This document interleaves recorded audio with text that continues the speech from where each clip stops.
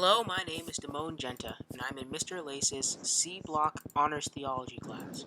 And for my second trimester project, I am doing a PowerPoint comparing Malcolm X and the prophet Jeremiah. First, a little about each of them. Malcolm X was born on the 19th of May in 1925. By the age of 13, he was effectively orphaned when his father was killed and his mother was put into an insane asylum. In 1952, he was jailed and arrested for larceny. While he was in prison, he became a practitioner of Islam, specifically a member of the Nation of Islam.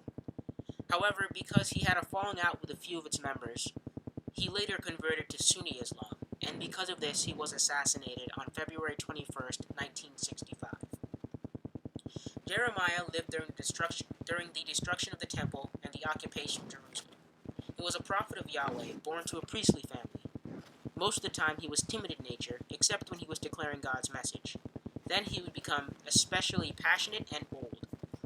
His ministry lasted for about 40 years, and part of that ministry took place during the reign of King Josiah. He was known as the Weeping Prophet, and he was in prison for spewing blasphemy, like that just because the temple stands does not mean that Jerusalem is safe. Their era. Malcolm X lived in a segregated America. He was discriminated against and oppressed because of the color of his skin. Jeremiah also lived under oppression. He, specifically the Babylonians and the Assyrians. He lived during the destruction of the temple, and he lived under the reign of multiple kings. Both of these figures lived in periods of political turmoil. What they did to affect their era. Malcolm X became a political activist speaking for black rights. He held rallies and started organizations and helped lead existing organizations that would help him achieve this goal. Jeremiah was a court prophet, a prophet of Yahweh, and he tried to lead his people on a path of righteousness. He advocated listening to his oppressors so that the people would survive, because he felt as long as they worshiped their true God Yahweh, everything would be okay, and their earthly ruler would not matter as much. He pushed for a more personal relationship with God. How they preached.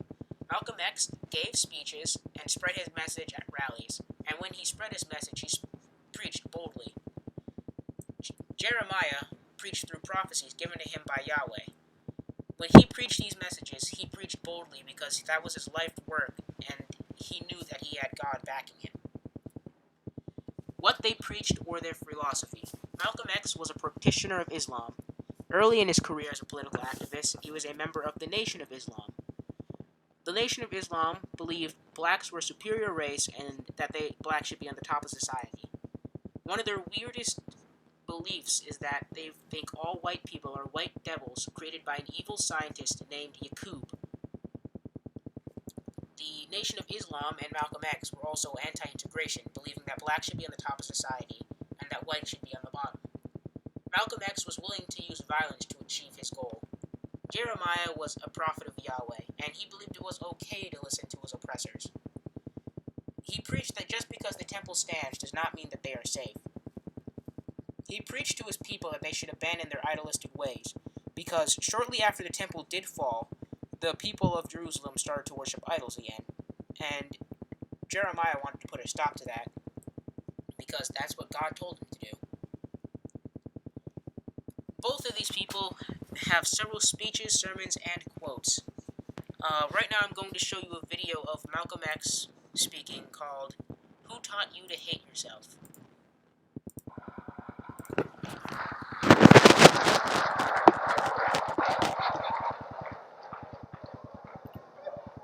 Who taught you, please? Who taught you to hate the texture of your hair? Who taught you to hate the color of your skin to such extent that you bleach to get like the white man? Who taught you to hate the shape of your nose and the shape of your lips? Who taught you to hate yourself from the top of your head to the soles of your feet? Who taught you to hate your own kind? Who taught you to hate the race that you belong to? So much so that you don't want to be around each other. No, before you come asking Mr. Muhammad, does he teach hate? You should ask yourself,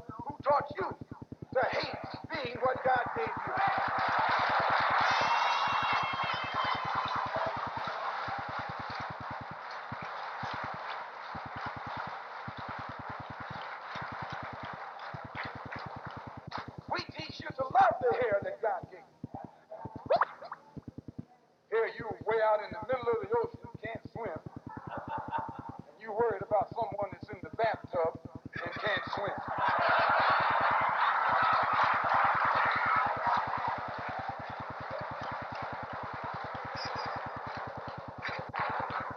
We don't steal, we don't gamble, we don't lie, and we don't cheat. And that also deprives the government of revenue, because you can't get into a whiskey bottle without getting past the government seal. You can't open a deck of cards without getting past the government seal. There's a white man makes the whiskey and then puts you in jail for getting drunk.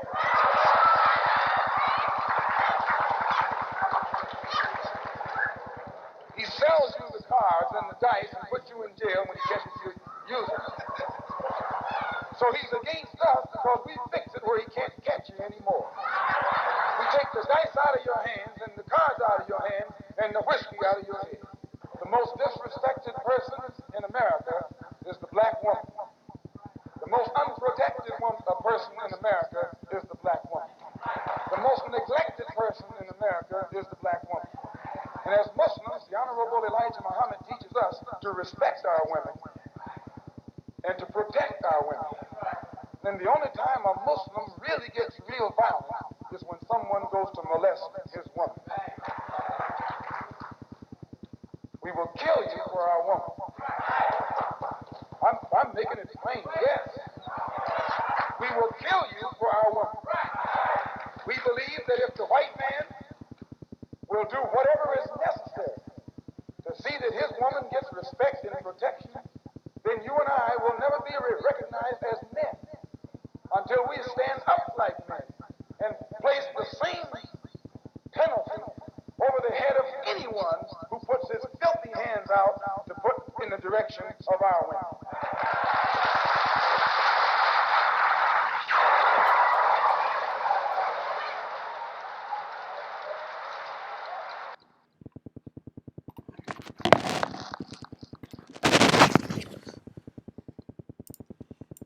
I also have one of my favorite quotes that I found by Malcolm X while studying him. Nobody can give you freedom, nobody can give you equality or justice or anything. If you're a man, you take it. And then I also have a site that has several pretty good quotes by Malcolm X on it. A couple of my favorites were, "We declare our right on this earth to be a human being, to be respected as a human being, to be given the rights of a human being in this society, on this day, in this earth, we intend to bring into existence by any means necessary."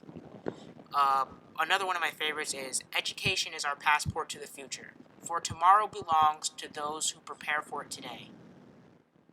There are a bunch of other pretty good quotes by Malcolm X on this website, but you can tell from the speech and some of the quotes that while he did have good ideas and he was trying to fight for something that was good and that he believed in, that overall he was not afraid to use violence and that his methods would get violent if he felt that they needed to be. So he was pretty extreme in what he wanted to do and what he believed. I also have here a excerpt from Jeremiah 29:11. "For I know the plans I have for you, declares the Lord, plans to prosper you and not to harm you, plans to give you hope and a future." And then I have a reading of Jeremiah 13, which I thought was pretty good. So here goes that. "Thus saith the Lord unto me, Go and get thee a linen girdle, and put it upon thy loins. Thus saith the Lord unto me, Go and get thee a linen girdle, and put it upon thy loins, and put it not in water. So I got a girdle according to the word of the Lord, and put it on my loins. And the word of the Lord came unto me the second time, saying, Take the girdle that thou hast got, which is upon thy loins, and arise. Go to Euphrates, and hide it there in a hole of the rock. So I went and hid it by Euphrates, as the Lord commanded me. And it came to pass after many days that the Lord said unto me, Arise, go to Euphrates, take the girdle from thence, which I commanded thee to hide there. Then I went to Euphrates, and digged, and took the girdle from the place where I had hid it. And behold, the girdle was marred. It was profitable. for nothing.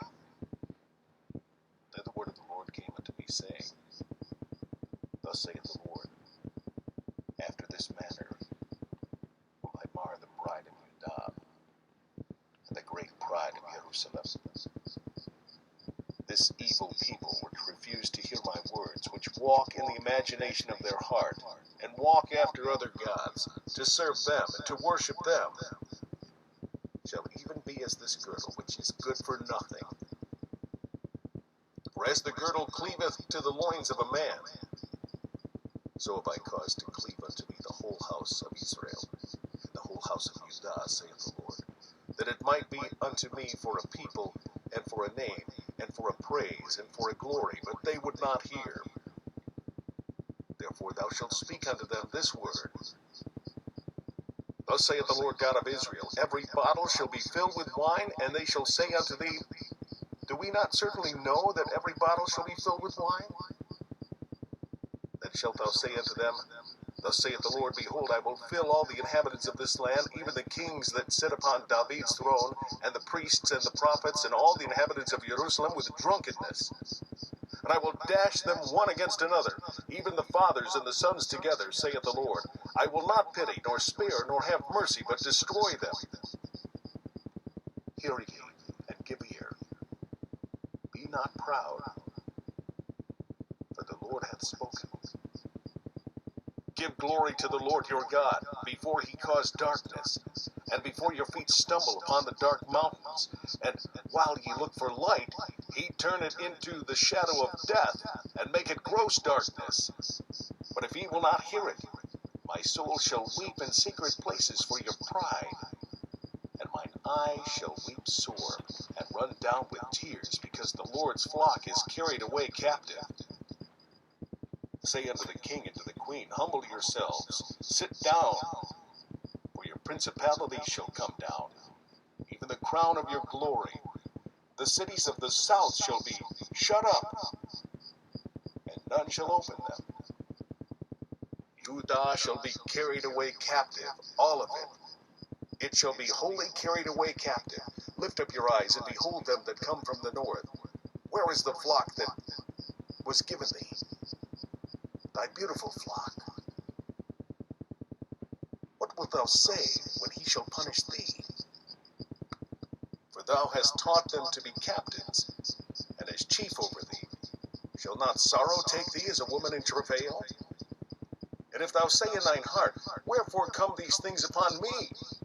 For the greatness of thine iniquity are thy skirts discovered, and thy heels made bare. Can the Ethiopian change his skin, or the leopard his spots? Then may ye also do good that are accustomed to do evil. Therefore will I scatter them as the stubble that passeth away by the wind of the wilderness. This is thy lot, the portion of thy measures from me, saith the Lord, because thou hast forgotten me and trusted in falsehood. Therefore will I discover thy skirts upon thy face, that thy shame may appear. I have seen thine adulteries, and thy names, the lewdness of thy whoredom, and thine abominations on the hills of the fields. Woe unto thee, O Jerusalem! Wilt thou not be made clean? When shall it once be?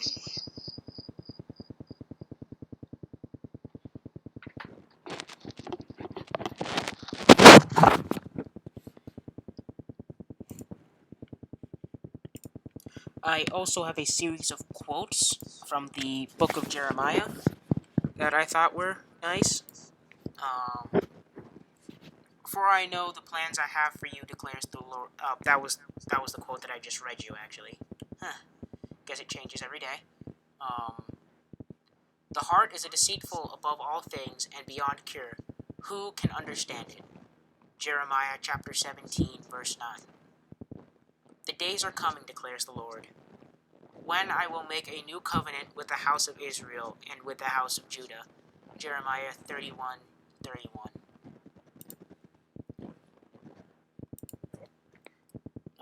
They also had similarities and differences. They both wanted what was best for their people, and they preached boldly. And people saw what they had as ideas were extreme for their time. The difference is, well, the obvious ones are that they were different religions, but they both stem from Judaism, and they worship technically the same God, just as same as Christians too. Another difference is that they preach different things. Malcolm X wanted to get his thing done through violence, and if it was necessary. Jeremiah thought that he should avoid violence at all costs and just do what was best for his people that he could. They lived obviously in different eras. Jeremiah was timid when he wasn't preaching. Malcolm X doesn't seem that timid when he's not preaching. Malcolm X was not a prophet, but Jeremiah was. They also were both very prominent figures of their time, so that's another similarity. Well, thank you for listening to my PowerPoint. Have a nice day.